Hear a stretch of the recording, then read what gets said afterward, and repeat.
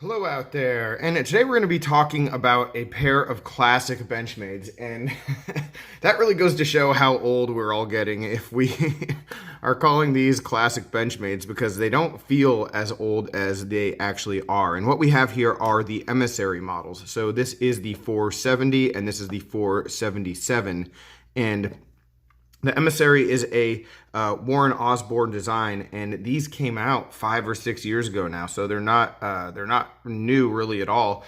But it's something where just because of some of their characteristics, I was never fast to pick them up, and so now for the first time, I'm really getting some time with them thanks to my buddy Jeff Jewell, who sent these to me to check out. And I am in the process, and it is going to be a very long process of trying to put together all of the Osborne designs that have ever been made, all of the variations, and make a complete video of them. So if you happen to have any Osbornes that I might not be aware of, any limited edition kind of things from Benchmade, definitely let me know about that. Shoot me a message in the comments and maybe a picture to my email. That would be awesome. But anyway, today, yeah, I just want to talk about these knives because they are really great EDC choices, but they are definitely not for everybody, and they have like a specific kind of person in mind, and they're priced that way as well, I think.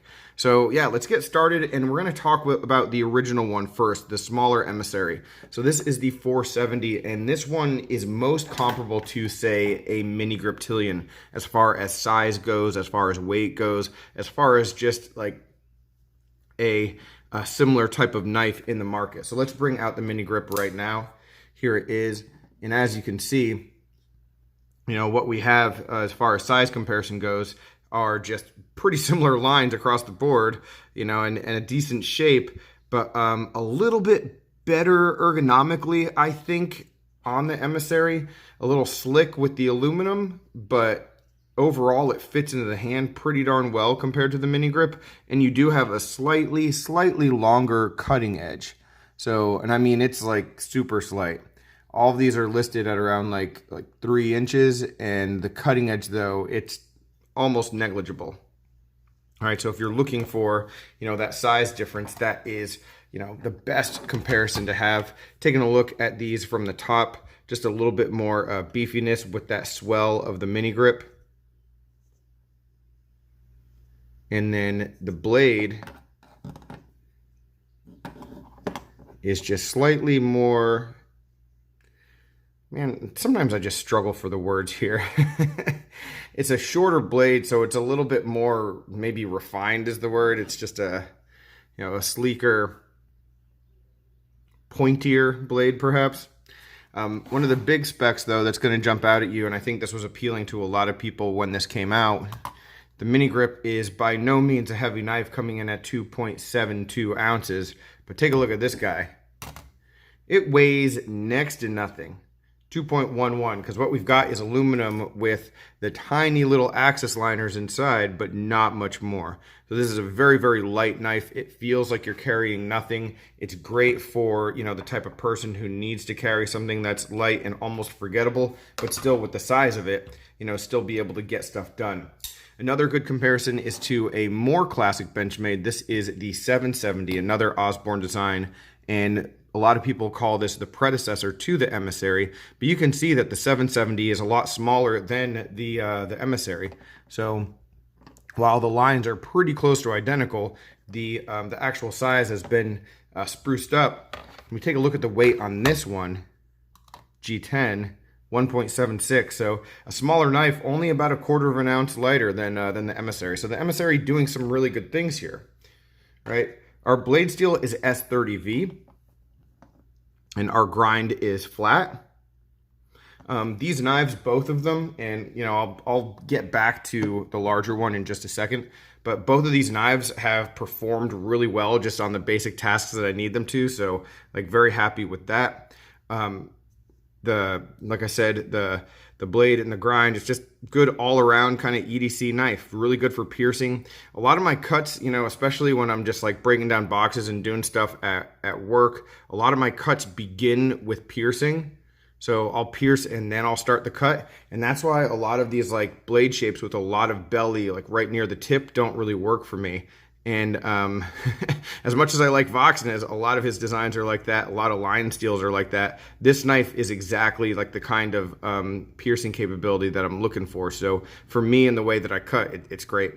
S30V, back when this came out, this was a super premium kind of steel, and S30V was a big selling point. At this point, for I think a lot of the community, it's almost a detriment. For me, life hasn't changed enough to make S30V not a good steel anymore. Like, it's still great. It does everything I needed to do. Benchmade has done a fantastic job with it as far as I'm concerned, and I've never really had a problem with their S30V, so it's a good steel, and we're good to go there. This is an assisted knife, and for a lot of people that might be a turnoff because, like I've said before, with the Axis lock, you know, a lot of the draw, a lot of the fun is being able to get that, you know, drop shutty manual kind of action, and you can't do that with an assisted opening knife. That said, Benchmade's assisted opening mechanism is pretty darn solid, and it's fun. It's a lot of fun to flick these open. They fire, you know. Does it take two hands to close the knife? No, not at all.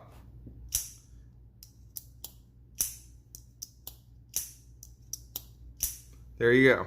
So it's pretty simple. You just got to get used to it. I mean, the springs are strong, but it's not really a big deal when it comes to, oh, well, it's not as much fun. I think if you're trying to get introduced to an Axis lock, you might want to go in a different direction to really get what the Axis lock is all about.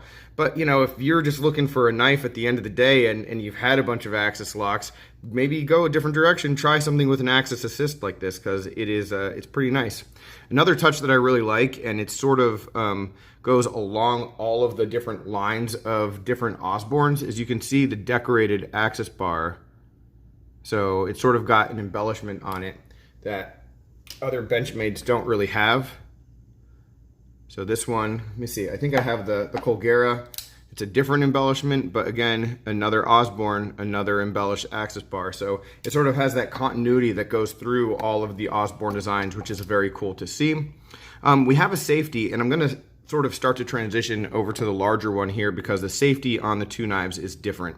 All right, so here on the small one, we have a safety on the scale. So when this is engaged, you can't fire it. Also, when it's engaged, you can't close it. So it's sort of like a secondary locking mechanism if you need that, if you're gonna have hard use, if you feel strongly about that. For me, you know, I don't use it. I haven't used the safety on either of these knives. I haven't had a problem with these things firing in my pocket. I guess that kind of stuff could happen. I don't really know how. So if you've had experience with that, let me know in the comments. Give me a story about how a knife is fired in your pocket. I've done it accidentally with a model like once or twice. And there was one model that I've had that it was an issue with. Like a design issue and just the way that I carried, they just weren't conducive together, and it was firing in my pocket, and it was a real damn problem. But with these, not at all. So again, you have the safety if you want to use it. If not, great, it's sort of there. And what I like about it is it's not too obtrusive to the lines of the knife and the scale. Here, it's on the top. All right, and so as we take a look at the larger one, and you can see it's the same sort of style though. You push it forward, can't fire the knife. So once you disengage that, it fires, and then you can push it forward again, and now you can't close the knife. All right, very simple, works well. It is what it is. I think I prefer having it on the scale rather than on the top, but it just really depends on where your preference for, you know, having just extra stuff on the knife is. All right, finishing up, and actually we'll keep both of them on the table because it's going to pretty much stay the same at this point. We are rocking the same clip as we move to the back. It is a super deep carry clip. I really like this Benchmade clip. It doesn't say Benchmade anywhere on it, so some people will like that. It definitely does the job, and it's just a good looking clip that I don't think they use enough. It is reversible, tip up only. So there we go. As good as it's gonna get. All right, now moving over to the larger one, and let's knock out some size comparisons on this real quick just to give you an idea. This one came out second, and it is about a, what are we looking at? 3.25 cutting edge, 3.25 inches. So next to the Paramilitary 2, the cutting edge is almost exactly the same. Overall length, an extra ½ inch on the PM2 just because of that blade to handle ratio that we all know and love on the PM2. All right, but this knife is wonderful in the hand, fills the hand really well. Getting back to ergos with the smaller one, same kind of deal. It sort of is going to, with medium to smaller hands like mine, you'll get that pinky on there, but that's about it. Jimping on both of these would be great. What I will say is that just the way that I hold the smaller one, it's less of a problem not having it. I think the larger one would really benefit from having just a little bit further up, because that seems to be where, at least for me, my thumb's gonna be. When I was cutting with this and when I've been using this, I've been able to sort of push, you know, and get my knuckle on the jimping here, and that's worked fairly well. But overall, I mean, just when I'm using the knife, like that hasn't really been an issue at all. So it hasn't been something that has been lacking. It's just something I wish was there. All right.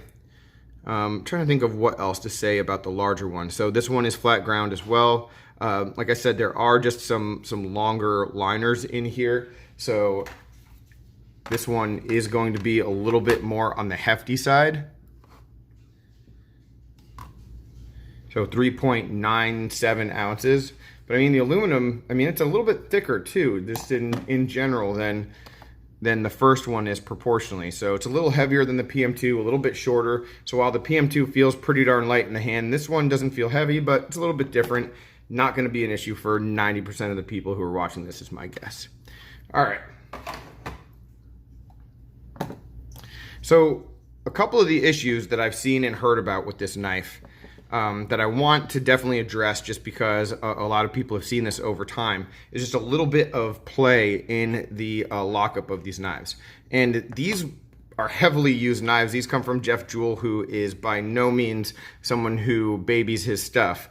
So I can't say for sure how these came from factory or what these knives have been through to get to this point, but there is a little bit of up and down.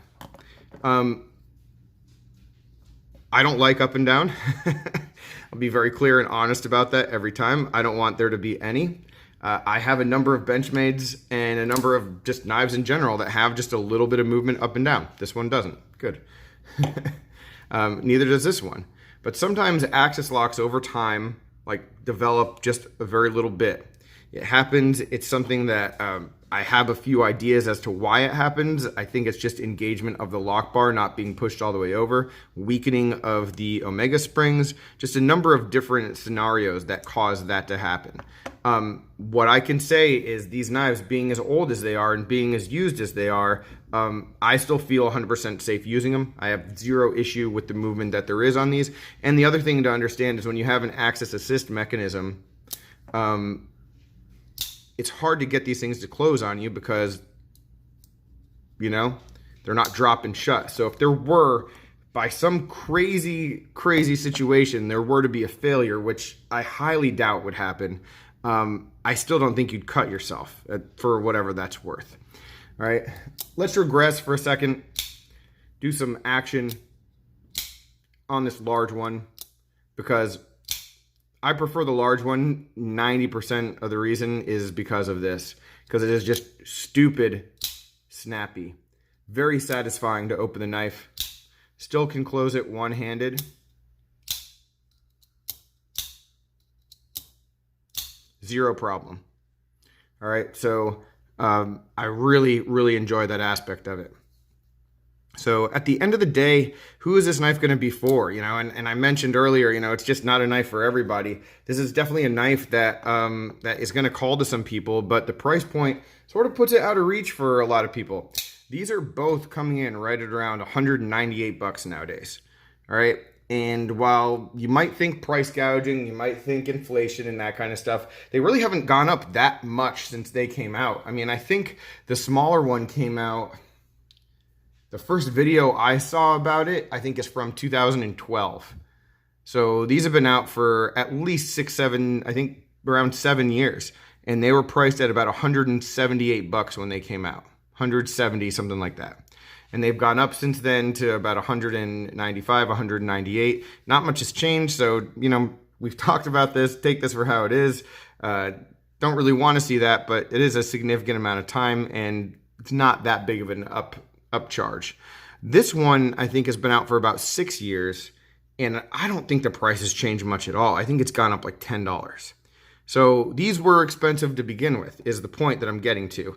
And so these were marketed, and I think they are aimed towards a specific group that if they were $30 cheaper, like, I don't think they'd get any more sales. When you're thinking about Benchmade knives and you're thinking about the stuff that's out there, like, there are knives, the best knives that they have, and this is a 943, but imagine a 940 as well, are cheaper than this, right? They're $170, $175. So this is for a specific person who wants the Osborne design, wants the assisted opening, wants, you know, whatever it is about these knives that that appeals to you, that quick aspect, the super light aspect of the small one, whatever it is, I mean, that's going to call to you. And so it's probably going to be worth spending the money to you on that as it would be, you know, for someone who just wanted this. If all that makes sense, you know. I just don't think that this is a knife that when you're getting into Benchmade, that this is going to be the first thing that you buy, just because it is, I think, so extremely focused on a specific type of person and not something that will appeal to the masses quite as much. Now, that said, if the masses had this knife, they would enjoy the shit out of it. And so would I, and so have I. But I think, you know, looking at my own experience, that's exactly why I didn't get one of these. I thought, all right, well, there's a ton of other Benchmades that are $40, $50, $60 cheaper that for me would be just as good, you know. So I'm not going to go and save and spend any money on something like this. You know, I think a lot of people share that, but the people who don't and who really want to get this are going to be super happy. And so that's what it looks like to me as I look at the Emissary over the course of time. That's how I see it, guys. Let me know your thoughts, any questions, comments, complaints, suggestions. Let me know down below. What is it about this knife that appeals to you? What is it that turns you off? I'm sure we're going to talk a lot about a lot about S30V in the comments. Really excited about that as always. All right, I'll talk with you soon. Take care. Thanks again. Have a good one.